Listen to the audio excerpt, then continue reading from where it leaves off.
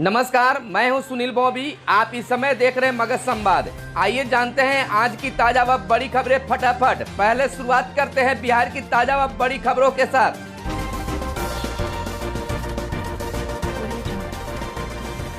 Bihar cabinet का बड़ा फैसला, कोरोना योद्धाओं के परिजनों को नौकरी या विशेष पेंशन का मिलेगा लाभ। कोरोना संक्रमण से लड़ाई में ड्यूटी दे रहे राज्य सरकार के पदाधिकारी तथा कर्मचारी की मृत्यु कोविड-19 से होती है तो उनके परिवार को विशेष पारिवारिक पेंशन का लाभ दिया जाएगा।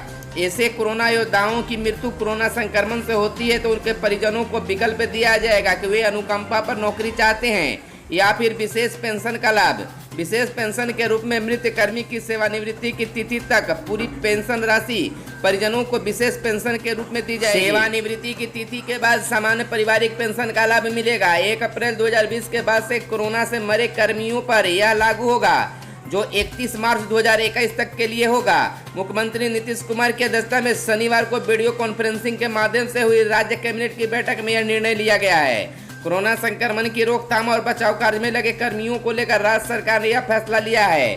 कैबिनेट की बैठक में कुल 18 प्रस्तावों को मंजूरी दी गई है।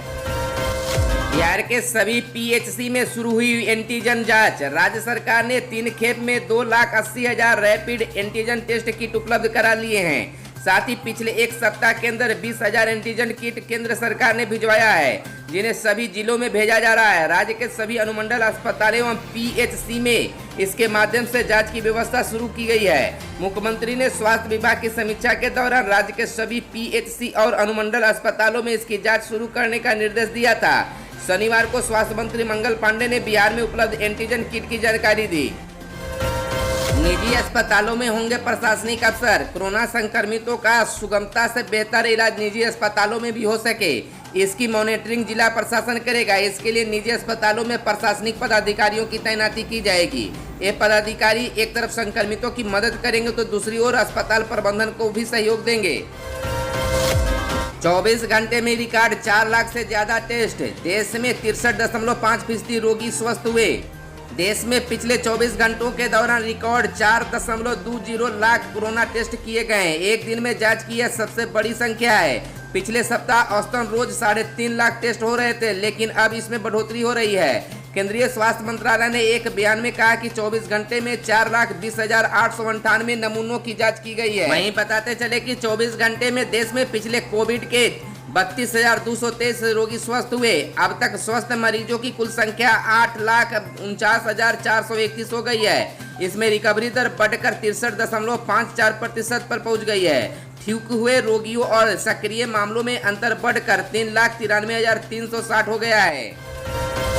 बिहार में 2803 नए संक्रमित। सूबे में अब तक 24,520 मरीजों ने दी कोरोना को मात। बिहार में सर्वाधिक 2803 नए कोरोना संक्रमित मरीजों की पहचान की गई। नए संक्रमितों में 24 जुलाई को 1021 और 23 जुलाई व इसके पूर्व में 1782 नए संक्रमित मरीज शामिल हैं, जबकि एक दिन पूर्व अधिकतम 1820 नए संक्रमित मिले थे। इसके साथ ही शनिवार को 11 कोरोना संक्रमित मरीजों की इलाज के दौरान मौत भी हो गई। इसके साथ ही राज्य में अब तक कोरोना संक्रमित मरीजों की संख्या बढ़कर 36,314 हो गई है और मृतकों की संख्या बढ़कर 232 हो गई है। वहीं राज्य में अब तक स्वस्थ हो चुके कोरोना संक्रमितों की संख्या 24,520 हो चुकी है। राज्य में कोरोना संक्रमितों के स्वस्थ होने की दर 67.52% रही। वहीं बिहार के विभिन्न जिलों में कोरोना के आंकड़ों पर बात कर ले तो पटना में 24 और 23 जुलाई को मिलाकर सबसे अधिक 544 नए संक्रमितों की पहचान की गई, जबकि भागलपुर में 149, गया में 134, मुजफ्फरपुर में 54, पूर्णिया में 120 नए संक्रमितों की पहचान हुई। 24 जुलाई को मिले 1021 संक्रमितों में अरवल में 15, औरंगाबाद में 3, बांका में 8, बेगूसराय में 43, भागलपुर में 103, भोजपुर में 16, बक्सर में 8, दरभंगा में 15, पूर्वी चंपारण में 35, गया में 60, जमुई में 5, जहानाबाद में 42 संक्रमित मिले। बिहार में 9.81 लाख नए जॉब कार्ड बने। 12,91,000 श्रमिकों को जॉब कार्ड के माध्यम से रोजगार से जोड़ा गया। बिहार में श्रमिकों को अधिक से अधिक काम मिले, इसको लेकर मनरेगा के अंतर्गत तेजी से काम कराए जा रहे हैं। इसी क्रम में राज्य में 9,81,340 नए जॉब कार्ड बनाए गए हैं। इन जॉब कार्ड से 12,91,000 श्रमिक जुड़े हैं। ग्रामीण विकास विभाग के सचिव अरविंद चौधरी ने शनिवार को प्रेस कॉन्फ्रेंस में बताया कि बरसात का मौसम होने के बाद भी बड़े पैमाने पर पौधारोपण और निर्माण कार्य आदि कार्य कराए जा रहे हैं ताकि श्रमिकों को अधिक से अधिक रोजगार मिले। अरविंद चौधरी ने कहा है कि लॉकडाउन के दौरान बाहर से आए श्रमिकों के भी बड़ी संख्या में जॉब कार्ड बनाए गए हैं। क्वारंटाइन सेंटरों पर से ही 2,23,000 जॉब कार्ड बनाए गए थे, जिनमें 2,90,000 लोग शामिल हैं। देश में बैंकिंग सेवाओं पर साइबर खतरा हाई रिस्क जोन में। कोरोना काल में बैंकिंग क्षेत्र के अंदर साइबर खतरा लगातार बढ़ता जा रहा है। रिजर्व बैंक के अप्रैल मई में कराए गए सर्वे से पता चला है कि साइबर खतरा हाई रिस्क जोन में पहुंच गया है। साथ ही महामारी का असर पूरे बैंकिंग सिस्टम पर 3 से 5 साल तक रहने वाला है। रिजर्व बैंक के वित्तीय स्थिरता रिपोर्ट के सर्वे की माने तो यह अब तक का सबसे खतरनाक रिस्क जोन है। 18 सिस्टमेटिक रिस्क सर्वे में साइबर साजिश पहली बार इतने खतरनाक स्तर पर पहुंची है। आरबीआई ने बैंकिंग कामकाज से जुड़े लोगों और विशेषज्ञों के बीच साइबर खतरा मापने के 5 पैमाने दिए थे। सर्वे में साइबर खतरा हाई रिस्क जोन में बताया गया। इससे ऊपर सिर्फ वेरीफाई रिस्क जोन ही बचता है। पिछले साल अक्टूबर में कराए गए सर्वे में यह मध्यम स्तर के रिस्क जोन में था। हाई कोर्ट ने प्राइमरी सेकेंडरी शिक्षकों की बहाली पर लगाई रोक।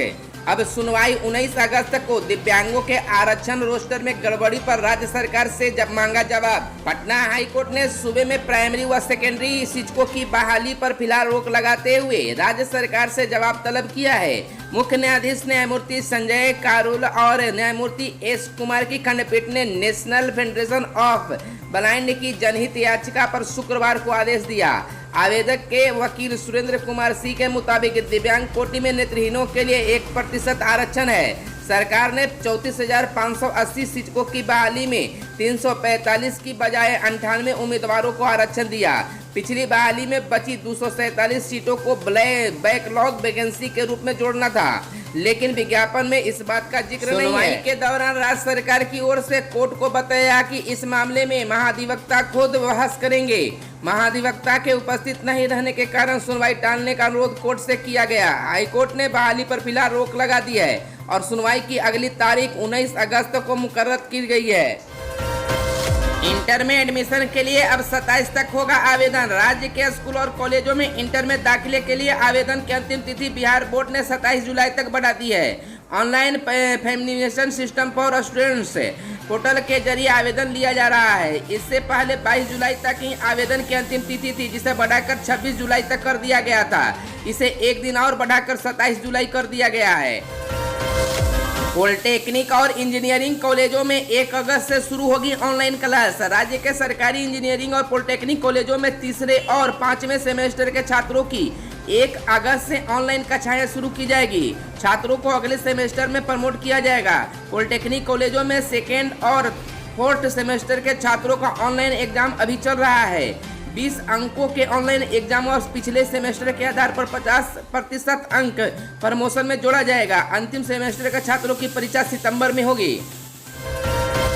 बाढ़ग्रस्त सभी परिवारों को दी जाएगी 6-6 हजार रुपए की सहायता। फसल व बिचड़े के नुकसान का होगा अब सर्वे। बिहार सरकार की ओर से सभी बाढ़ प्रभावित परिवारों को 6-6 हजार रुपए की सहायता राशि दी जाएगी। इसके लिए सूची का अद्यतन करने का निर्देश दिया गया है। इसके साथ ही पानी कम होते ही कृषि विभाग फसलों व बिचड़ों के नुकसान का सर्वेक्षण करेगा। नुकसान की भरपाई के लिए कृषि इनपुट अनुदान के साथ ही मृत मवेशियों व कच्चे मकानों की क्षति के लिए भी राशि दी जाएगी। यह बातें आज मुख्यमंत्री सुशील कुमार मोदी ने कही। वे सीतामढ़ी, शिवहर और दरभंगा जिले में बाढ़ प्रभावित प्रखंडों व भाजपा अध्यक्षों व विधायकों से वीडियो कॉन्फ्रेंसिंग के जरिए बाढ़ की स्थिति की समीक्षा कर रहे थे। कहा कि आकलन के बाद यदि आवश्यकता होगी तो वर्षा आधारित फसल क्षेत्र के लिए 6,800 रुपए और सुनिश्चित सिंचाई क्षेत्रों के लिए 13,500 रुपए प्रति हेक्टेयर की दर से अधिकतम 2 हेक्टेयर के लिए कृषि इनपुट अनुदान दिया जाएगा। चुनाव में संवेदनशील क्षेत्रों की होगी मैपिंग। निर्वाचन आयोग ने बिहार विधानसभा चुनाव की तैयारी का पूरा कार्यक्रम तैयार कर लिया है। निष्पक्ष एवं भयमुक्त चुनाव कराने के लिए जिलों को चुनाव के 2 माह पूर्व हर विधानसभा क्षेत्र के संवेदनशील की मैपिंग तैयार करनी है। साथ ही वहां के मतदाताओं को विश्वास जगाने के लिए सेक्टर मजिस्ट्रेट द्वारा उन सेक्टरों में कम से कम 3 बार दौरा कर स्थिति का आकलन करना है। राज्य में अभी विधानसभा चुनाव को लेकर ईवीएम की प्रथम स्तरीय जाँच की जा रही है। इसके साथ ही जिला स्वीप प्लान पर काम किया जा रहा है। इसके साथ ही जिला निर्वाचन पदाधिकारियों के वेबसाइट को अपडेट किया जा रहा है। आयोग के निर्देश के अनुसार हर कोटि के मतदाताओं का डाटाबेस तैयारी और बूथों के भौतिक सत्यापन का काम किया जा रहा है। खबरों में आज बस इतना ही। अगर ये वीडियो पसंद आए तो एक लाइक जरूर करेंगे। चैनल को सब्सक्राइब नहीं किया तो चैनल को कर ले सब्सक्राइब, ताकि बिहार के साथ देश दुनिया की खबरों से आप रहे अपडेट। धन्यवाद। जय हिंद, जय भारत, वंदे मातरम।